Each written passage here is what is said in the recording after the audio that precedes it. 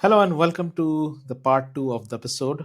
And we are back with our guest, continuing the conversation with I think we left at the cost dynamics of the SpaceX and in general the hyperscale developments that we are observing and on the SpaceX as a one player level.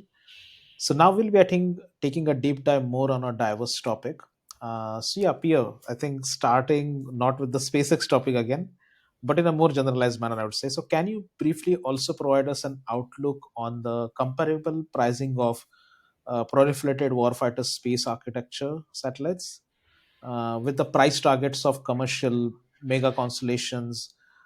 Also, can you extend the launch prices of these satellites a bit? I mean, of course, I mean, we are moving away from a little bit the SpaceX topic as such, but yeah, please feel free to No, take an that's example of SpaceX again. Yeah. yes, that's perfectly fine. So the PWSA, so this new architecture approach, which has been promoted by the Space Force today, is very interesting because indeed they are changing a little bit the dynamics and economics of the space military systems ecosystem, and they are doing this by tapping into new players, but also using old legacy players and trying to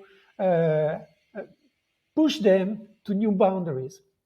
What's interesting with the way they procure the system is that they are really promoting the production of satellites in small to medium sized series.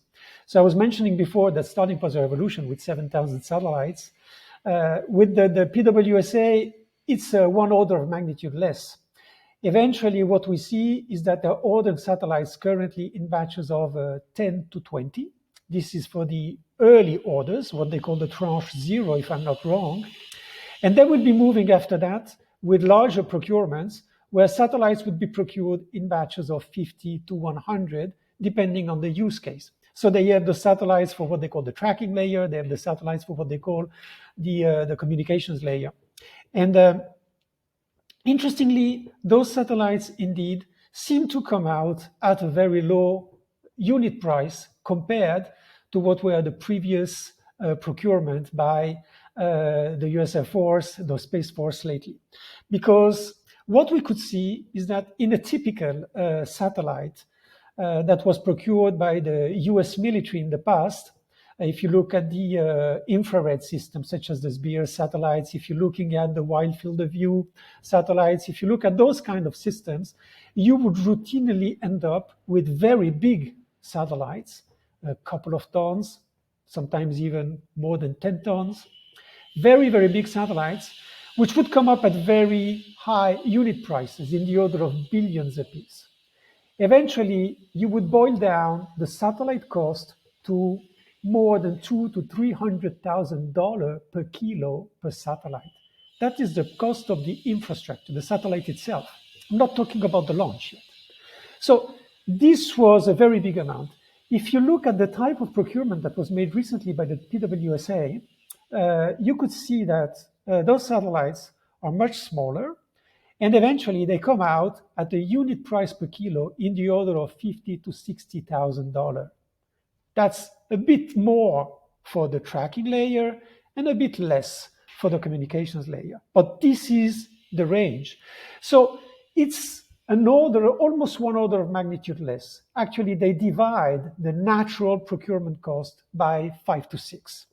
This is already a very big game changer because it means that they're looking at deployment and infrastructure, which is very different.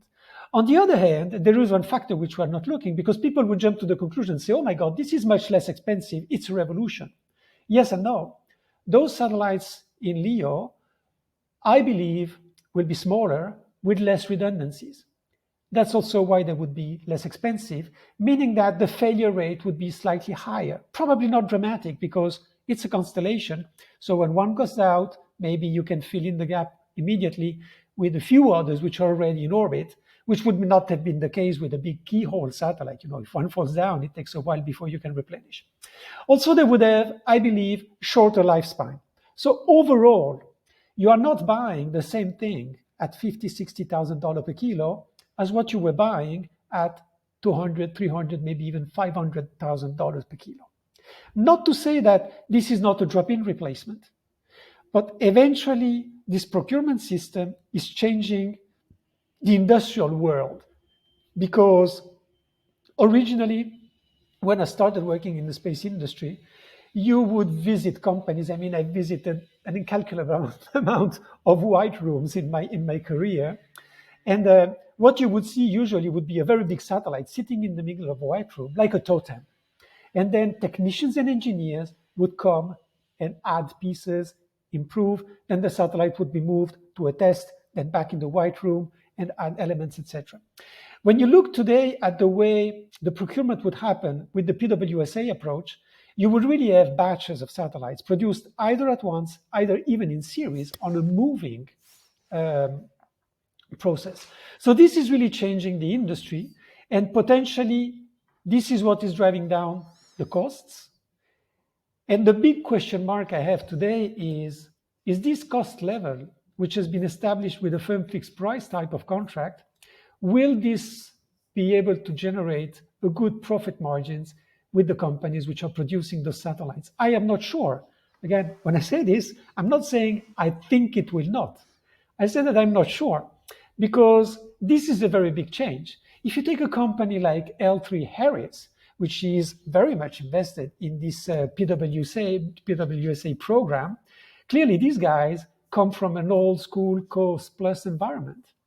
And now they need to change those sophisticated payloads they were building in very small quantities into a bit less sophisticated payloads, but still complex, produced in batches and small series. This transition is not an easy one. You know, it's like going from gourmet food to McDonald's delivery. It's a different system. You don't have the same employees, you don't need the same type of competences, and you don't need the same type of investment, because more automatization, series production require different types of industrial setups. So for me, this transition for the old players is a very big question mark. Will they be able to handle it well? And will they make a profit in the end? And then there's the question of the emerging players. You take the example of Eurospace. These guys also are involved in the PWSA. You take the example of Terran Orbital. They're also involved in those. Those are brand new emerging players which start from a blank slate. In theory, they would have an advantage because they don't have the heavy weight of the past investments and the structures behind them, you know. But also they're brand new. They don't know what they're doing. They may take too big risks. They may not find the right solution. They may invest a bit too much and not exactly at the right level. Terran Orbital, they was mentioning that they were gearing up to setting up a factory that could produce, if I remember well, up to 300 satellites a year. Will there be demand for that much? Is it consistent? So this is really the transformation which is happening there. And the key point is that eventually, if you pile up everything that the PWSA will cost, it will still cost an arm and a leg compared to, for instance, what we see in spending in European space for the military system. I don't think that this solution is actually reducing the investments the US military will make in space. It will only spend the money differently. And if you look with care, you will see that the American defense is not putting all their space eggs in the same basket, because while they are developing stuff with the PWSA, they still maintain a number of operational capability using old school systems. And Starshield, which is also something happening in the same space, is somewhere between the two, because it's a pretty expensive program. It would be 1.8 billion, but it will use a lot of smaller, and less expensive platforms in big numbers. But eventually, the volume of spending, I believe, will remain more or less the same. And the key question for the military is this new approach, more satellites, slightly less expensive, slightly less durable, maybe with less redundancy, so with a high risk of failure, is this giving overall to the military a better tracking situation, more reconnaissance, better communications? That's the big question mark. I think they believe that to some extent this will happen, and this is why they're moving to this very big change today. But industrially speaking, it's really changing, again, the type of product and the demand. So you had a question on Interesting. launch. My understanding is that today SpaceX is launching most of those satellites. If you look at the PWSA procurement recently, I think that almost all of them will be launched by the Falcon, meaning that the price structure, we know, it's around $120 million per launch when they are procured in the NSSL framework. You know, it's NSSL means National Security Space Launch. This is a very specific procurement line where the US military and the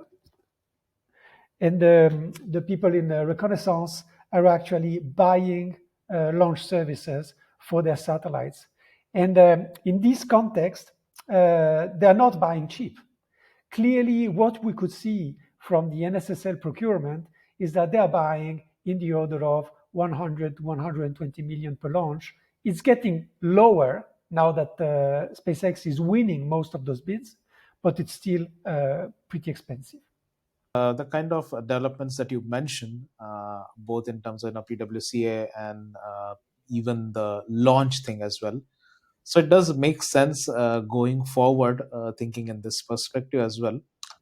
But I would like to, kind of, take a step back again, go into the shoes of SpaceX Starlink again. So Starlink has been criticized for destroying, the profit margins of incumbent operators to provide affordable broadband access services. Is this strategy sustainable, and what does it mean for the competitive landscape of the space industry?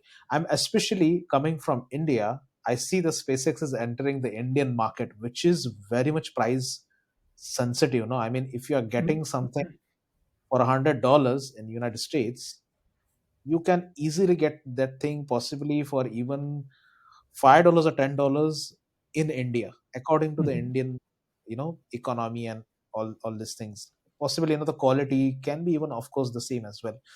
So I don't know how they are going to basically enter this. They're already entering this market. They have signed an agreement. I think MOU they have signed.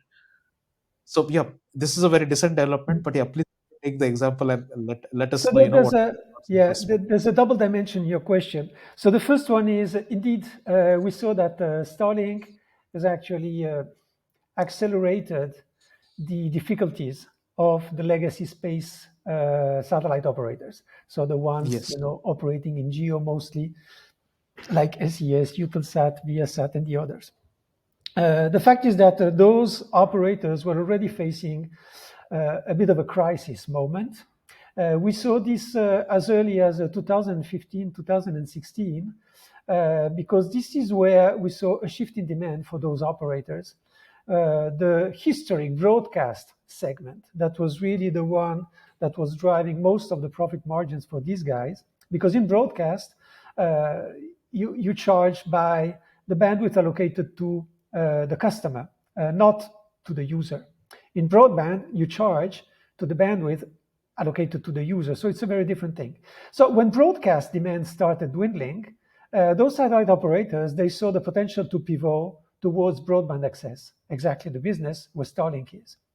And originally, Starlink was not there. But when Starlink entered that business in 2020 with the beta service, and then really it accelerated in 2021 with if you look at the subscriber acquisition rate of Starlink, it was absolutely amazing, faster than anything we have seen in that space. And we believe that a lot of customers that were originally using the geo service for broadband access quickly moved to Starlink because price-wise, it was in the same ballpark. I mean, Starlink is quite pricey. If you look even at, those places where it's not that expensive, such as mainland Europe, or we saw that the price, which is the offering price in India today would be $48 in equivalence, per month.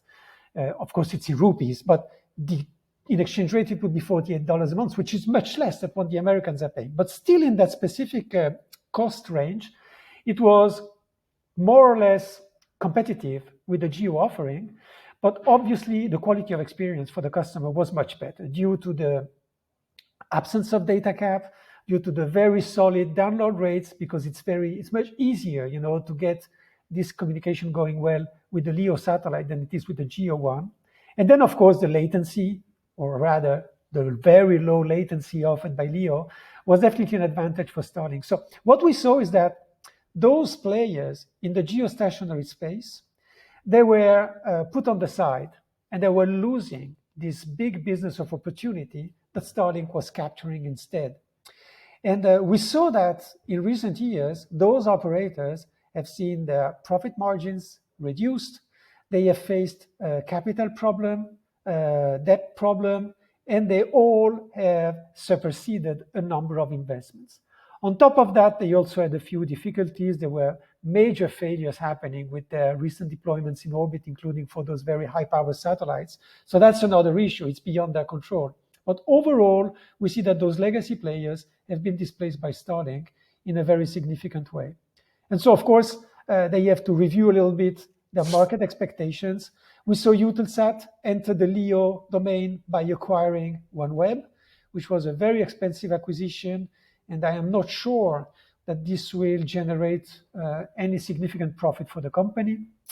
But that was the strategy. Again, I'm not privy to the decision making at Eutelsat, but seeing from my perspective, this was a very unusual move, and I'm putting this in very nice terms. We saw the Viasat Inmarsat merger recently, Yes. which is also something which is there. Viasat is in the broadband access market mainly, and Inmarsat was in the mobile communication access, including voice and data, and the specific area of exploiting the L band. So clearly, Yeah. this is an interesting product mix that this new company is making. We saw SES Intelsat, Yes. so coming together. Usually, when you see big players joining forces, it's a reaction to market reduction because they want to restructure and review their approach in supply due to the fact that their demand is not growing. And again, I'm saying this, with lots of paraphrase, but I believe that these guys are facing a market downturn, market demand downturn, and this is a Absolutely. difficulty also for them to operate. So Starlink is a crazy player in that space because it is really displacing Absolutely. everyone. And SpaceX at large, it's interesting because Stéphane Israël, the former CEO of Arianespace, in an interview a few months ago, was saying that what is amazing with SpaceX is that they are competing with the whole of the space sector, from the launch service down to the telecommunication service. It is really competing with every single space. But what is very specific of SpaceX in that domain is that they're only competing in some big volume demand area of all those value chains. So it's very interesting. It's Absolutely. like cherry picking them. It's interesting. Yes. Absolutely. Yeah. Even I am surprised, because I have been watching. I mean, coming traditionally from India, and I think the Asia has been a big hub for satellite broadcasting. I think Airtel has been the biggest customer of SES in the Mhm. Asian region as well. We have traditionally seen, since growing as a child, I have always seen like SES and all these companies, through which we used to see at our home the broadcasting that used to happen. And after actually coming and working in the industry, seeing these established players, kind of getting their ground shaken by a new company, who has entered the satcom market, that is SpaceX Starlink. I mean, it was unbelievable It is at the unbelievable. beginning, absolutely, because traditionally they have been very kind of heavy players in these markets. And I was, kind of taken away by this fact that, if you really put up the strategy in the right manner, if you give that comfort and ease to the customers, I mean, SES especially, I think they had a lot of advantage when they entered the MEO market. I think no one was there at that time in the MEO. But I think they could have done this as well, delivering things at the doorstep. It's just that I think speed, convenience, and feasibility is also something that matters if you consider it very hardcore from a customer point of view. And I think Starlink won there when it comes to feasibility of the customer, putting things right into their hands. Not going out to rush for the services out somewhere else. But clearly, you see that this is a very big difference in terms of strategy.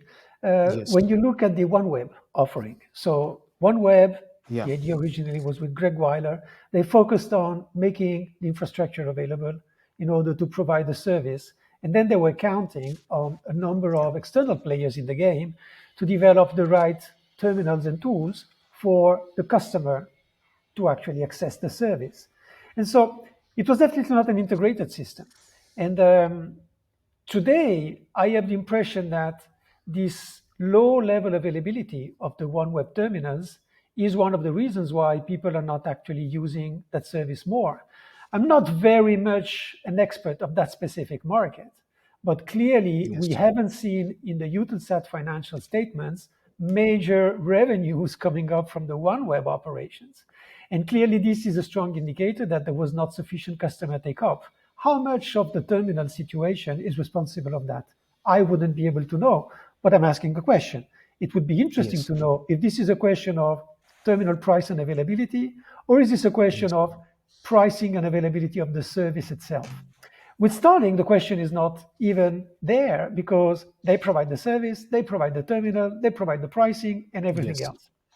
And clearly, this pricing system of the Starlink system is an interesting phenomenon because Starlink uses a pricing strategy that, when you're a student in economics, it's typically what they teach you as the monopolist pricing strategy. So SpaceX is not a monopoly, Starlink is not a monopoly, but they price as a monopoly, meaning that wherever the offering is available, they're able to segment the price in relationship with the type of demand they have.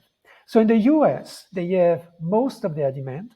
So the price is very high because everybody is competing for the same resource. So they can price Yes. as high as they can. Then they have a lot of unused capacity over India, over Latin America, over Europe. And in those areas, you see that basically they adapt the price on what is some idea they have of the current price for broadband access over there. So when a European, French person can buy the Starlink service for 40 euro a month, it is much less than what the Americans are facing, which is about 120, $130 a month. So it's about 3 times less in Europe to use the service. And this is clearly a pricing strategy which is there to generate most of the profit they can on the demand curve. Really, if you look at the monopolist pricing approach, in the normal, let's say, competition economy, the demand and the supply they cross and they give you the balance price. So the price is Absolutely. uniquely put for all the customers. But the monopolist can actually sell to every customer to the maximum price the customer is ready to pay. Absolutely. This also means that on those geographies where people have a different purchasing power, they can lower the price. On the other hand, at some point in time, there is still one average price or cost per kilobit served to every customer. Overall, the constellation. This is something that would be very difficult to know. I mean, at my level, I have no idea what is the actual price of delivery of the service for Starlink. But on some geographies, if he eventually sells below that cost, then there is a problem because he's losing money on them. That means that Yes. profit on another geography is subsidizing the cost of serving other local geographies. This is Yes. something that should not happen. Otherwise, you are disturbing the overall profit you can make on this system. So this is one of the big cues around Starlink is how low can they go in the pricing system. I recently saw that this Indian market was open. So everybody says, my God, this is a massive opportunity for Starlink because the Indians are 1.4 billion. I mean, this is a massively huge Yeah. population. But then I looked at the revenue distribution.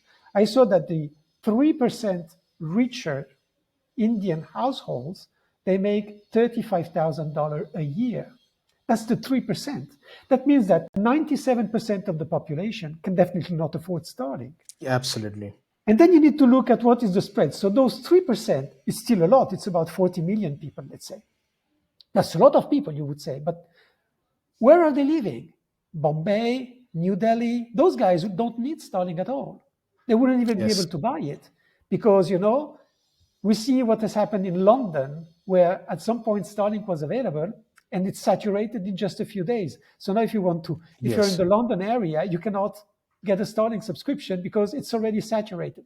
We know that the Starlink system is very fragile in terms of offering because it requires the demand to be evenly distributed over a certain area to function properly. It cannot Yes. serve dense populations.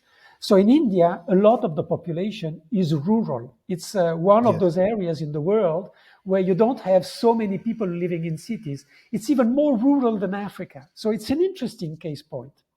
But I believe, and I haven't looked at all the details, but when you look at the revenue distribution, I think that those 3% that could buy Starlink are not very much present in the rural areas. My bet would be that they're very much in cities. So, what is actually the total addressable market for Starlink in India? Is it 43 million people? Is it 4 million? Is it 1 million? Honestly, I don't know, and time will tell. But it Yes. cannot be a major game changer for that constellation. And this is why I'm telling you that I believe that Yeah. the demand for Starlink eventually will Yeah. plateau.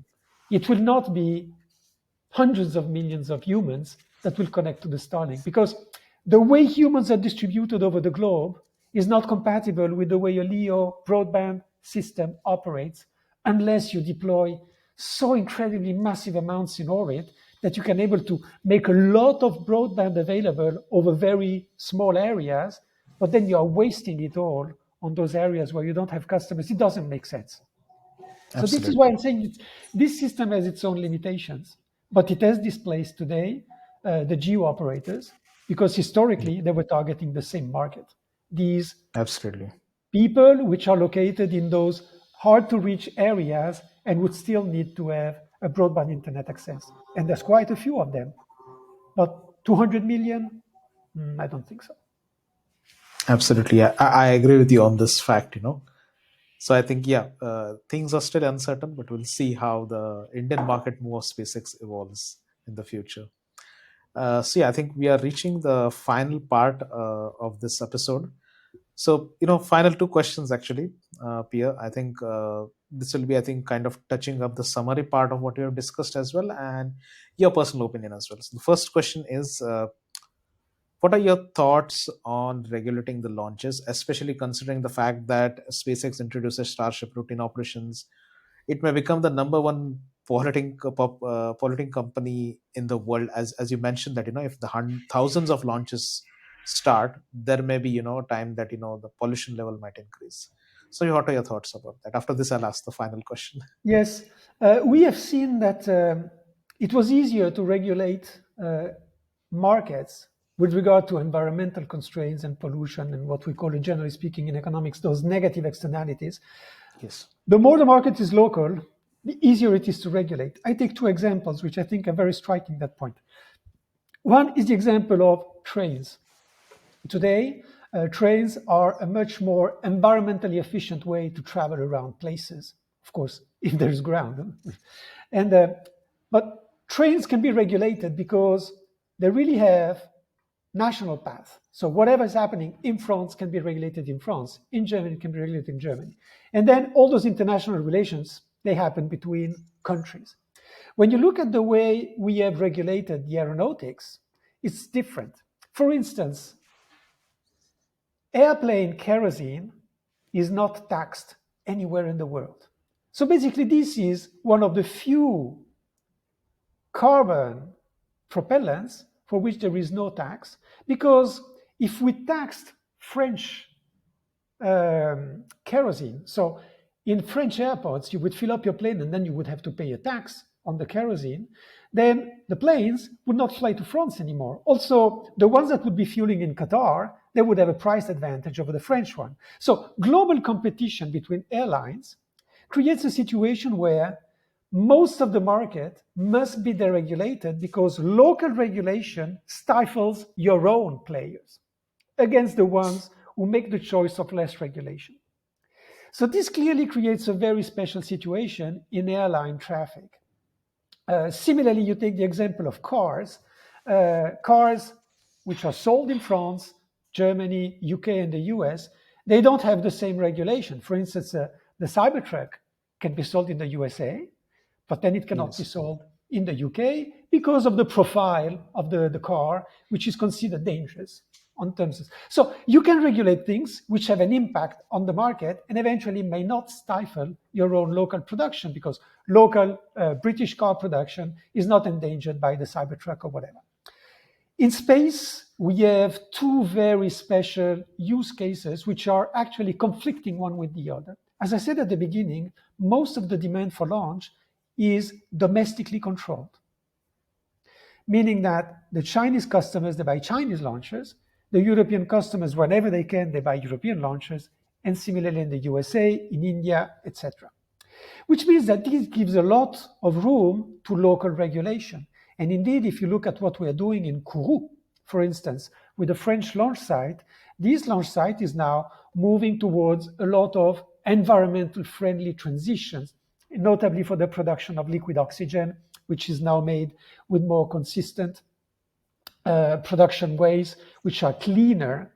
But then you have a look at what is happening at Starbase. Whenever a Starship launch is there, you see hundreds of trucks which are coming up to deliver the kerosene and the liquid oxygen, which is incredibly polluting because all those are diesel trucks. So the level of regulation will really very much be driven first by national authorities, meaning that Absolutely. the competition space where this regulation comes up to stifling or not the competitive offering of one or the other would be a secondary point, but it will still be there. Meaning that if for any reason a European launcher is more costly than an American equivalent because of abiding to more stringent regulation for environmental protection or whatever else, that means that Yes. this launcher will not be competitive on this open commercial space, which is still a small fraction of the total launch demand. That could be a problem. This said, clearly I see that the hyperscale moment, the exponential growth of launch activity will have an impact. I mean, it cannot be ignored. You cannot say, I don't care, it's not happening, I close my eyes. You can say, it's happening and it's not a problem, but you cannot say it's not happening. This is pollution, like planes flying, like cars going around, and like coal mining. It's a pollution. It has negative externalities. Today, they're not completely well assessed. So a lot of studies are happening on the current situation of using space launch, and in particular, what is happening in the upper layers in the atmosphere. I hope that these studies will be able to produce sensible results that will be shared, understood, and accepted by many. And then I hope that regulators will come up and see whether or not this is too impactful and needs to be regulated and reduced, or whether this is considered okay, and then it's, all you can eat. Please launch as much as you want. Nobody cares. This will very much be a political decision. When we see the Trump politics today, I believe that in the USA, they're moving towards more relaxation of environmental regulation. You like it, you don't like it, that's not the problem. That's the direction they are going, going out of the Yes. Paris Accords, etc. In Europe, we certainly have different trends there, but I would say that Europeans are more concerned overall, at least vocally speaking. Maybe it's only greenwashing, but a lot of environmental regulation is indeed happening in Europe, Yes. meaning that at some point in time, European customers for launch systems which are considering too polluting may not be authorized to proceed. So this, again, will have a general impact on what could be the evolution of the development of space companies worldwide, meaning that I assume that eventually companies which are looking for the hyperscale moment will locate themselves in places where this hyperscale moment can happen. And this will probably be China, the USA, and to a lesser extent, Russia, but not Europe. Is this a problem for Europeans? I don't know. Honestly, I don't think that the type of space applications which is developing around the hyperscale moment is really worth the potential pollution that this would generate. But again, that's my opinion, and maybe I'm wrong because the research on the actual environmental impact of the launch activity is not complete. Again, I'm a prudent person, so that's my view. But maybe I'm wrong. However, looking at the level of regulation we have today, clearly in Europe, the environment is not the best to propose those kind of solutions that would generate a lot of pollution due to launch. Absolutely. Yeah, I agree with this fact, about the European region specifically. And I think, yeah, moving towards the final question, I mean, this is more generalized. So the steering is in your hands to drive the answer for this question. So, from your perspective, can the space industry maintain long-term growth while pushing for affordable services, like the one we're talking about, the SpaceX Starlink service for the consumer broadband. So from that perspective, what are your thoughts on this issue? So first, I would like to say one thing. I don't think the space industry has been growing very much in the past. So when you say maintain the growth, I like to say, well, today we haven't seen much growth. I mean, the people talk about growth in the space industry because they have in mind the space economy figure produced by Bryce or by Euroconsult. This space economy figure has a very little to do with the space industry, meaning the one that produces satellites and the one that launches them. It's an assessment of the added value produced by a satellite service more than anything else and the type of business in the terminals. So this indeed has been growing because we see growing adoption of a number of space services. But this has not translated into any growth for the people who are building the satellites. An example I like to take, and I think people understand it well, even if it's not perfectly accurate. Imagine that you are a taxi driver and you own your car, and suddenly your brother loses his job. And they say, okay, my taxi is only working 12 hours a day because I'm a hard worker. You can have it at night. So you double up your revenues on the same car. But you don't buy another car. This is exactly what is happening in space. The space satellite service use cases is growing. GPS, GNSS is widely adopted, and we see new usage for localization services every day. New ideas, new users, technical ones, market ones. Okay. Similarly, broadband internet access is a growing requirement, but as I said, the space element in that part will necessarily plateau. We have a lot of needs for space images, metrology, but also resources observation, etc. But then again, selling more images doesn't necessarily require that you launch many more Yes, satellites. So for me, there is absolutely.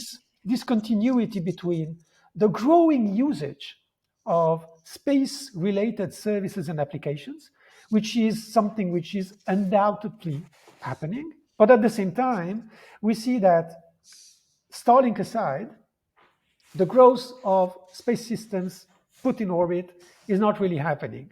And when it's happening, it is because those space systems, they cost less. And to take the original example of the car and the taxi drivers, today, if I am building cars and at some point in time, I have an overwhelming demand of people who enter into the taxi business. And so brutally, my demand is multiplied by 10, but only to the extent that I can sell my car 20 times less price. If my price is divided by 20 and my demand grows by 10, my revenue diminishes. Am I still able to make Yes. margins? Is this improving my margins? Honestly, I don't know. But the Starlink moment is this. Starlink has proven that you can design a space system and launch it at a price which is about 10 times to 20 times less than all your competitors did before you. Meaning that if your competitors may go the same route and they're not into the business of selling the service, but their business is selling the satellite and the launch service, then of course they will be losing money even if the volume of demand grows. So what I'm asking myself at this point in time is this a moment where a number of space applications will be served by the type of system which is produced by Starlink, I mean SpaceX as Yes. Starlink, meaning high volume, very cheap price, unit price, and very low margins in the end, because there is almost no margin on the space system itself, no margin on the space launch, and potentially margin on selling the service. So is this the model that will happen for every space system manufacturer in the world? I don't think so, because a lot of the demand is not falling for that model, meaning that when you make the James Webb Telescope, it's a completely different product. It's happening, it's there, and you Yes. cannot make 3,000 of those because there is no need for this kind of observation. And we look at the Mars, not the Mars colonization program, but the Mars sample return. When you look at the Artemis project, when we look at what is happening with the European Sentinels, when we look even at a project like IRIS² in Europe, here we are not considering super high volume production of identical satellites, which enable to drop down the cost significantly. So there will still be a variety of needs, same as in the in the car segment, you would have some market for people buying Tatas and the same market for people buying Maseratis. Those are very different use cases, very different market segments, and they Absolutely. cohabit in the same space, but with different companies playing different games. And do we see Maserati making much more money than Chrysler? Honestly, I don't know.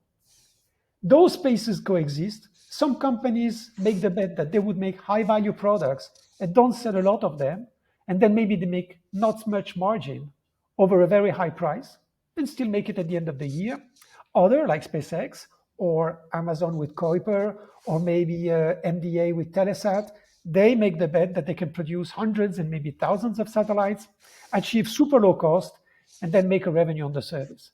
So those two things may coexist. There is not one solution, but for me, it would be very difficult to see players on both spaces at once because those are very Absolutely. different industrial setups, very different know-hows, and it would be very difficult to manage them at once.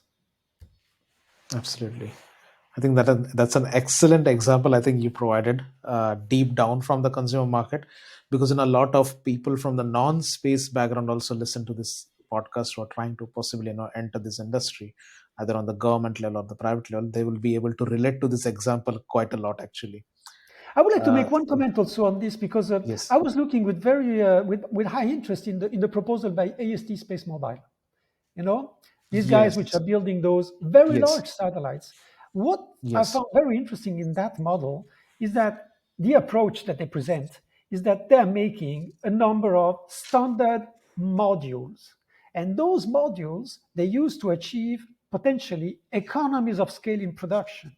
And then many of those modules are assembled to create one big satellite and those very big phased arrays, which are really the specificity of those Blue Walker satellites. So these guys, they're proposing a model in between. They're not saying I'm building thousands of identical satellites, but they're saying I'm driving down the cost of the individual components of my satellites. So this is probably where they achieve the high economies of scale. You see, so Absolutely. that doesn't mean that there is a simple and unique solution. I think that there may be a possibility that eventually, with high volume demand, progressively some players in the space industry organize themselves as highly specialized production suppliers of equipment, such as we see the specialization in the auto industry. I mean, you have integrators, they provide the platform in the cars, but they are buying from a number of equipment suppliers, which are very generically sourced. Valeo, the batteries, the Michelin or Goodyear for the tires. So basically, a number of people have specialized in some niche areas. And when I hear a lot of people saying that now the solution in space to drive down the cost is the full scale integration, I think that if this is the case, it's only a first step because that was the Ford model. They were buying raw materials and outputting cars. But now the modern car industry, which is producing incredibly high volumes of cars every year, it is organized with platform suppliers, which are actually designing and assembling the cars, and then incredibly specialized supply chain of equipment suppliers. And Yes. clearly, this is a modern industry because you are segmenting every segment of production and achieving the highest potential economies of scale by specialization. And this is what modern industry is about. If you take the plane industry, it's the same. If you take the computer industry, it's the same. The integrated model is actually archaic. It's not the new thing, it's archaic.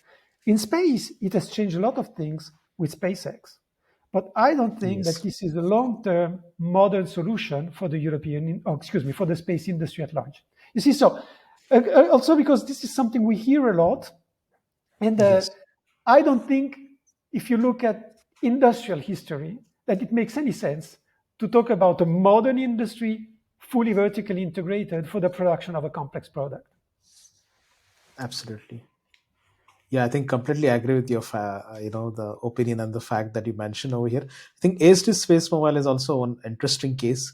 It's unfortunate that we have this limited time, so we couldn't go deep into it. But definitely, in the future, once they have much more successful use cases, maybe I think Mhm. it would be great to take a deep dive or dissect that topic as well. Where the direct to consumer market is something that becoming much more popular. I think even the hybrid connectivity is also something that comes into the play over at that Yes, top and in that segment of connectivity market. absolutely. So yeah, absolutely. So thank you very much, Pierre, for providing such amazing perspectives. It's always great to listen to you. It's always great to read your post as well and your opinion pieces. I personally follow you on Twitter as well. That is X, of course, now. So I'll be, after this podcast, when we are publishing it, I'll be adding your social media links. If you have any publications, also recent one, I'm happy to, get it published through a, description box that we have, because I think a lot of people, keep on sending me requests, would like to read more about this guest or their opinion pieces and all. So I think they can directly reach out to you possibly through that Yes, I take publications direct and that's messages on X, also on my yes, professional email. So I'm not overwhelmed absolutely. by them yet. So usually, Yeah. if people are nice and polite, I'm nice and polite as well. Yes. It's not the Yes, case of absolutely. everyone sending me direct messages on X, by the way, but I believe that's the life of social networks. You have to take the good and the Absolutely. bad. Yes, yes. Absolutely. Yeah. Okay, Definitely. well, So yeah, I thank you think for it having is me, great. Otmar. Yes, That yes. was nice. Absolutely. It was great speaking with you, Pierre. Thank you You're very too much. nice. Have a good Thanks a day. lot. Yeah. You too. Bye bye. Yes. Bye.